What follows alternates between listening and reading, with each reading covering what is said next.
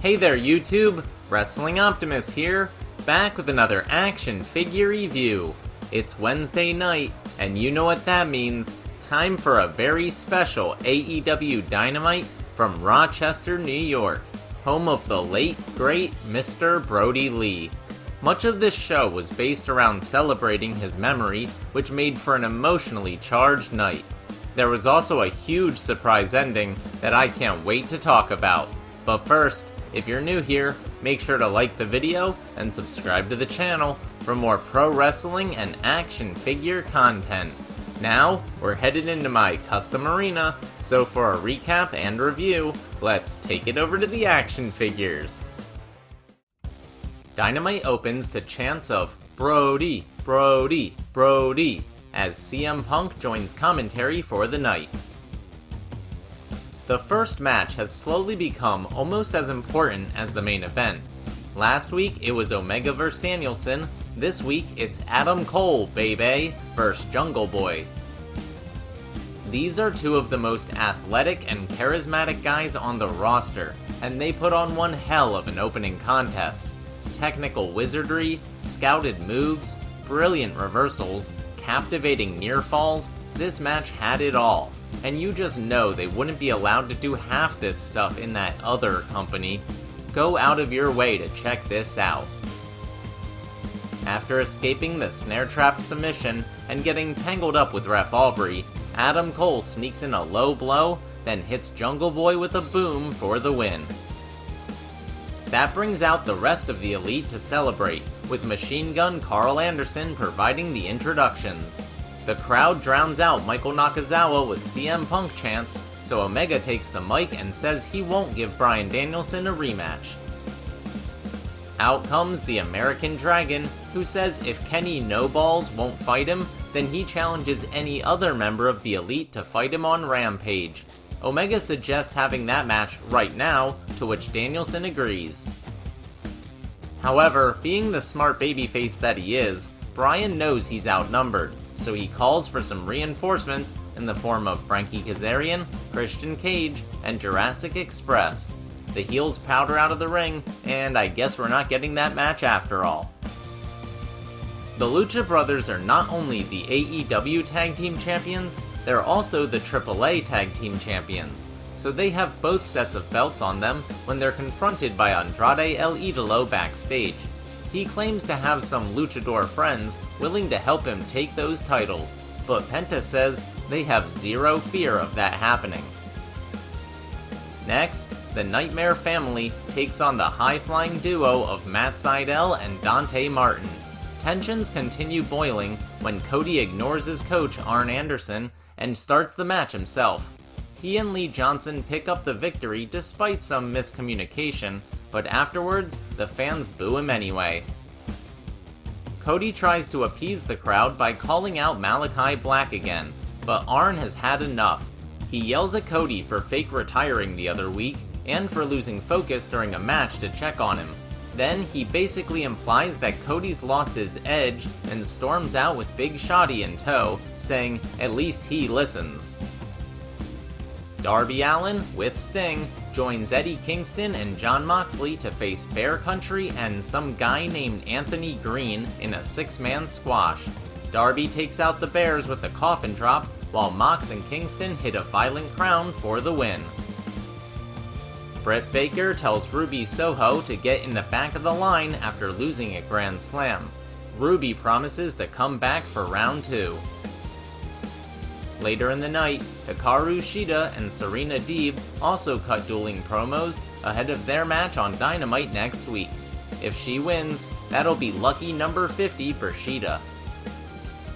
The entire Hardy family office, Matt Hardy, Private Party, TH2, The Butcher and the Blade, and Jora Joel, is already in the ring as they get set to take on the entire Dark Order. Evil Uno, Stu Grayson, Alex Reynolds, John Silver, Number 5, Number 10, and Colt Cabana, plus Orange Cassidy. The Dark Order has been fighting ever since their best friend, Hangman Adam Page, walked out on them.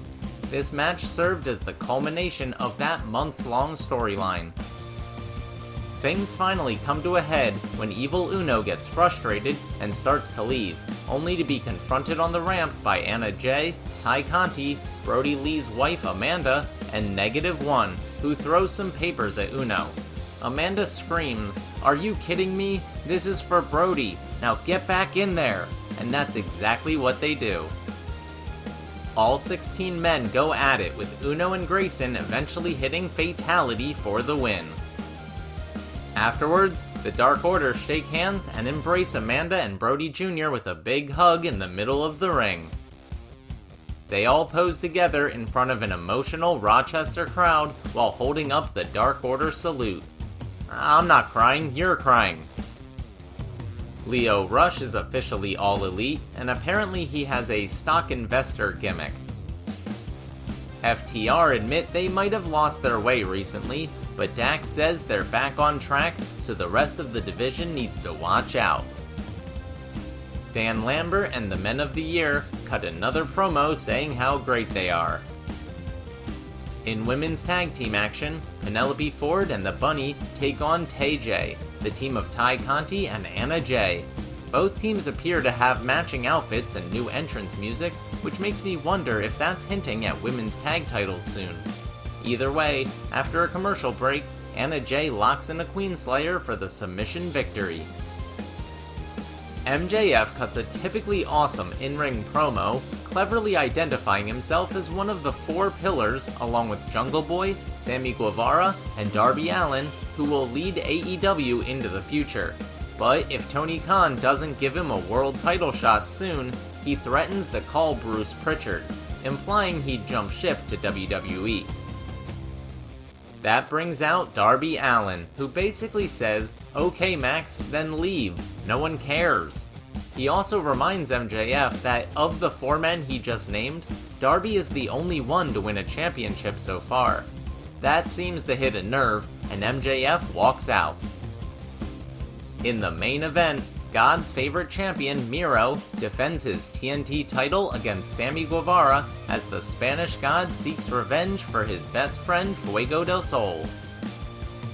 The Redeemer dominates most of the match until he decides to start ripping the top pad off each turnbuckle.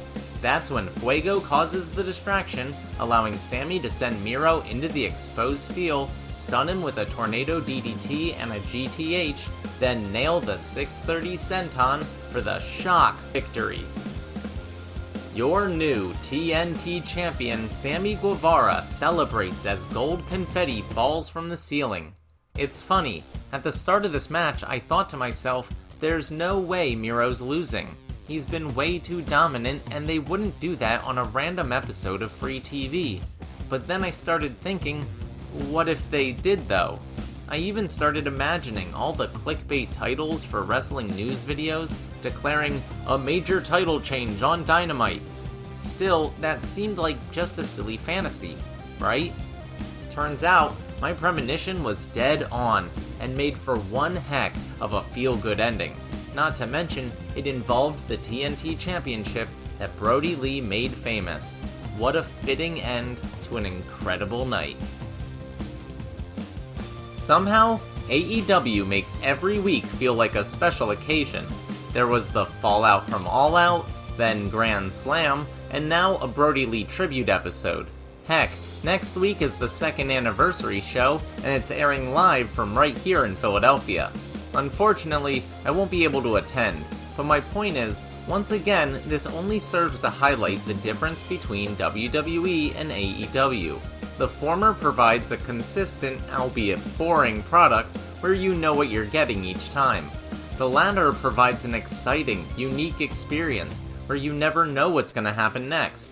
To each their own, but I definitely prefer AEW.